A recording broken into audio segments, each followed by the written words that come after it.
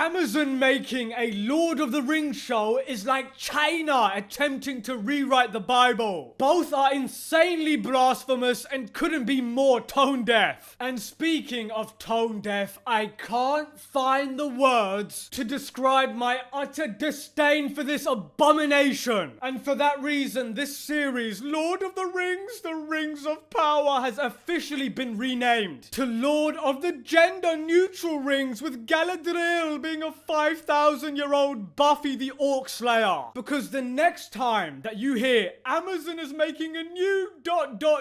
that's when you say no thank you. You run for the bloody hills. Now the Battle of Helm's Deep might be over, but the battle for Tolkien's life's work has just begun. Hit the like button and subscribe, baby. Channels like mine just don't come along very often. I mean, really, when was the last time you've heard anyone sound like me? The answer's never, so hit that red button now. If you thought J.R.R. Tolkien was already spinning like a rotisserie chicken in his grave, get a load of this. They managed. See, this is incredible. It's amazing that they managed to out-cringe the trailer itself of all the terrible things that have come out of the Rings of Power so far. This is by far the worst. There is no curse in Elvish, Entish, or the tongues of men for this treachery. Amazon's desperation is showing. Cue ballhead Jeff Bezos has found a new conductor for his soy train.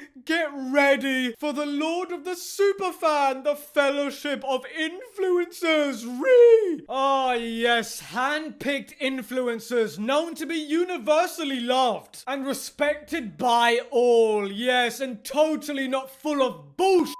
Just imagine how pathetic you have to be used as some kind of instrument to promote a terrible product. Do you not have an ounce of integrity? Oh, I forgot. These are SJWs we're talking about. The only ounce they know is crack. Anyway, if there's an ultimate form of injustice towards Tolkien's contribution to society, this is it. Because there's a better chance of elves really existing than these four nincompoops being real Tolkien fans. Come on now. These influencers make Liberace look like the Terminator. These four vagabonds know about Lord of the Rings as much as I know about quantum computing and mathematical physics. What a tragic time to be alive, just openly mocking millions of Lord of the Rings fans with this pathetic display of bribery just so you could damage control. Okay guys, it's time for some damage control. The real Lord of the Rings fans are mad at us. What should we do next? Let me think about that. Okay, I know. I've got just the thing. Let's get hold of some twinks and label them as superfans and have them rave and rant and drool over the teaser, and if they do that, we'll bless them with some Twitter clout. Oh, I'm sure that these influencers' opinion of the trailer is not affected by being invited by Amazon. How dumb do you think we are? I mean, really? Is that like a prerequisite for being a Hollywood studio? To treat your audience like they're 8 years old? Off with your head. Anyway, are these four delinquents fans of Lord of the Rings? Of course they're not. They are what I call anti-fans, malicious people who try to use a franchise to further their own political agenda. And yet they have the nerve, the unmitigated gall, the uncouthness to call them superfans. Tolkien would vomit at the sight of them. But look, these superfans spent a whole 12 minutes talking about inclusivity, representation, and how sexy Sauron is. I kid you not. These are some bums right here with zero talk about the law being mishandled. You know, the only thing that matters from this whole debacle. Oh, I'm definitely a massive... Hold on, let me look at my notes. Lord of the Wings fan. And arrogant? I mean, Aragorn? He's my favorite elf. Stop it. I was watching this and I was thinking, this legitimately looks like a parody. Like something 4chan would make. It's incredible how out of touch these corporations are. You know, it's funny how I've never needed to be a hobbit to identify with Bilbo or Frodo. But there's this obsession with seeing yourself on screen. Let me make this crystal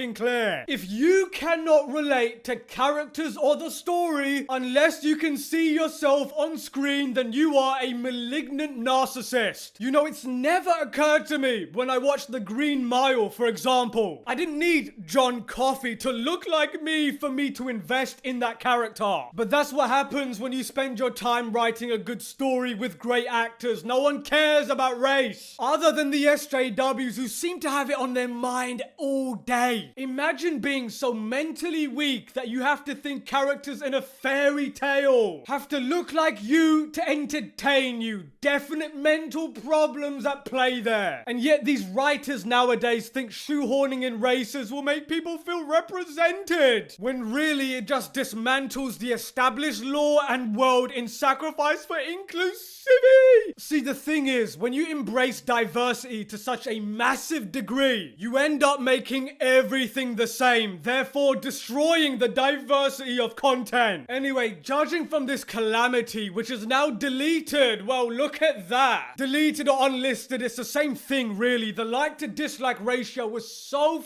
glorious. I'm talking like 20 SJW likes against 4,000 dislikes. That does bring a smile to my face. You know, part of me was wondering if this was artificially done so that they could have some kind of relevancy, because we all know that attention is the new currency, so them taking it down proves that it's actually getting to them. You know, there's a silver lining to the Disney sequel trilogy. Star Trek, Discovery, Doctor Who, and this dumpster fire dog new show is that it's making people appreciate what came before, like the prequels, Star Trek Enterprise, the mid-late 80s Doctor Who. And I am just eternally grateful that we got the Lord of the Rings trilogy right before. Our culture went insane. We have 11 hours of that trilogy and the books are still there to be enjoyed, untarnished by the failures of the lesser people. And on that bombshell, Mannix out.